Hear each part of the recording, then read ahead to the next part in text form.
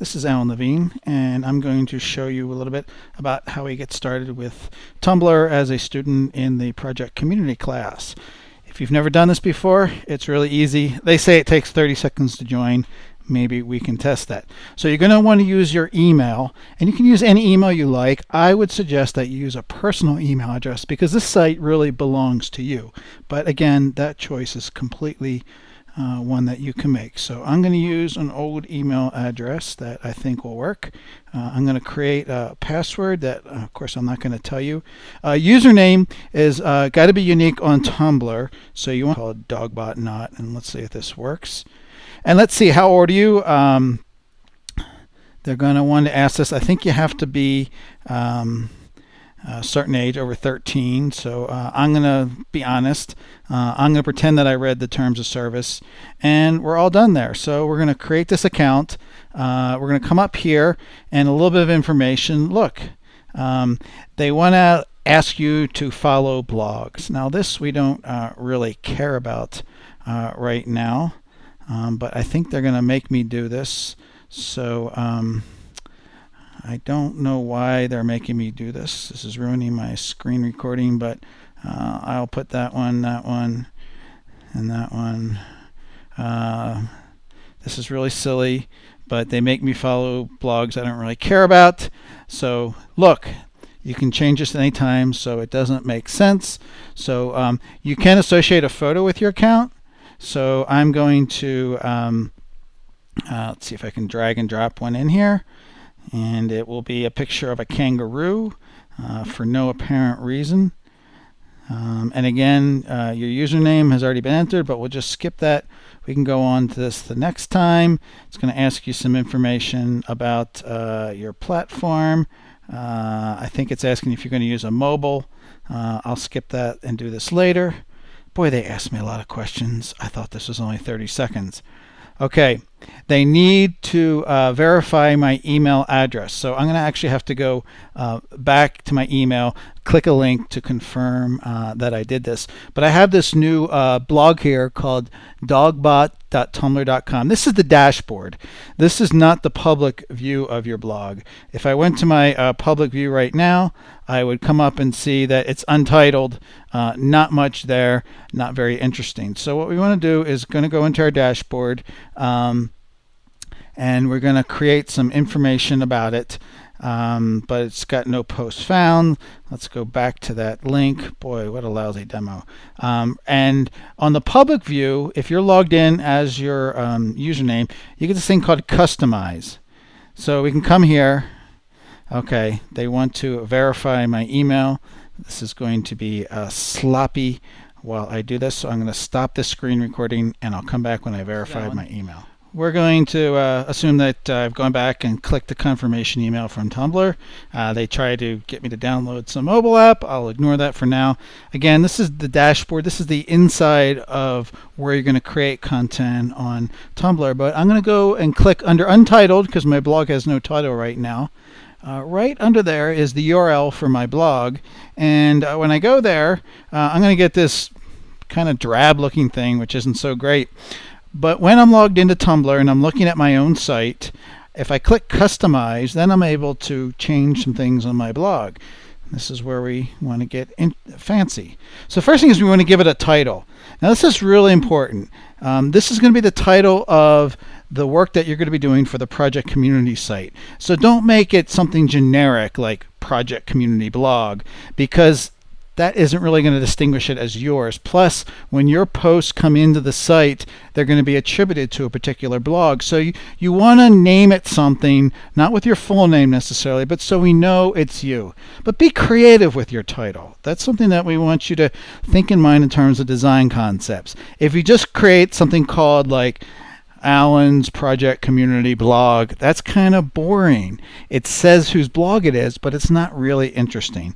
So I think I'm going to call it Alan's House of Design.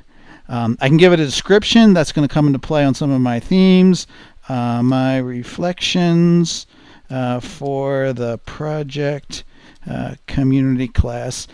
You can always change this. So I'm just going to get some title up there for now. You can actually pick different themes and layouts. So there's a whole gallery of themes that you can choose from. You want to make sure you stick with the free themes unless you really are attached to this. So maybe I'll take this observer one. That looks pretty cool. So basically, as I change my themes, it's going to show me what it's going to look like. This has got some fake content in here right now. That's kind of, I think that'll be okay for this demo. So I'm going to say use that theme. So it's showing me my new theme that I have on here. There's a bunch of options that you can check later. I'm going to save that, and I'm going to close. And basically, I'm back on my new theme. Now, I don't have any post here. So what I want to do is go to my dashboard. And this is going to be a real simple intro. Most typically, you're going to be writing something in text. You'll be writing a blog post with this thing. Again, title, be interesting. So here I am in my new house. And then you have a regular old editor, and you want to say some interesting things like, right now I have just moved into this weird blog place for project community. And one thing very important when you blog is use links. We'll be hearing more about this. So I'm going to put a link in here. I'm going to put the URL for the site, project community. I'll probably spell it wrong. .info. Options title, open link in a new window. So I'm going to add a hyperlink to my text there. Hyperlinks are so important. And we can add pictures as well to our post. So I'm going to upload an image, and I don't know what I have floating around here on my pictures, but let's see what I have that I could do as a really quick demo just to show that you can put images in here. My desktops, oh, my desert flowers. I always like that. So I put a picture of a cholla cactus because you probably do not see them in the Netherlands, but I live in Arizona. So I've just uploaded this picture of a cactus. Use pictures in your text. Use them as metaphors, as demonstrations. So this is called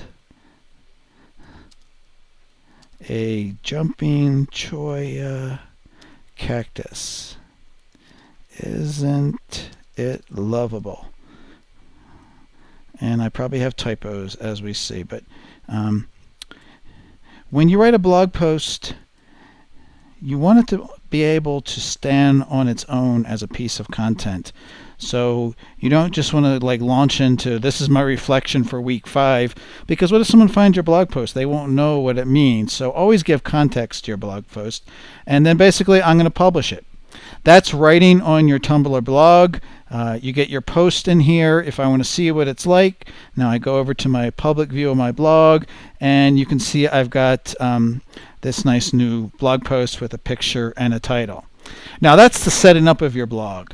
For the class, what we're going to do is ask you to register your Tumblr blog once you create it with us, so we can make everything that you publish come into the site in one place, and you'll learn how that works in this first week. So there will be a link. It might change by the time you see this, but there's a getting started guide with Tumblr. It's got some information about how to use Tumblr and write your posts, etc. And then what we want to do is there should be a form at the bottom. Oh boy, my demo is really really falling apart here. So I'm going to again just describe what the link is at the bottom. There is a Google form that you will fill out with your name. Be sure to put your full name, the address for your blog. So you're going to go back here to Tumblr and copy this thing, dogbotnot.tumblr.com. I need to know that so I can add your blog to the site. And then you have to indicate what group you are, and that's going to associate or decide how things come together on the front page of the blog. If you'll notice as you scroll down on the blog, there's a placeholder for each of the groups. Now right now no one has posted yet because no one has signed up their blogs, but eventually as group 6 publishes, the links to their post will show up here. And you get Nancy White here is publishing on her own Tumblr blog. And if we went to that, we would see that, let me go back to this Who Are You one. Here we go. This is from Laura Stevens' blog. So it's actually published on Tumblr. If I followed this link here, it would take me out to Tumblr, but her blog post has come completely into the site. So we can look at it. We can put comments on it. We can have discussions about it. But also everybody in her group, which is the faculty, their blogs show up here on the sidebar. So you'll be able to see the links to all the other blogs within your group. And if you actually went to your group, in this case, the faculty blogs group, we will see that this lists all the blogs that your faculty have written on their own Tumblr blogs and have come into the site. So we're using Tumblr as a place to do your composing and your creation. We're using the class blog as a place we're going to gather and look at all the information. So hopefully that got you a sense about what you want to learn about getting set up in Tumblr and registering your blog. And then later on throughout the week and in the next weeks, we're going to get more practice at writing our reflections and posting and see what happens when our community posts all come together. So stay tuned and hope you are able to make some sense of all this. And I will probably see you tomorrow in class. Goodbye.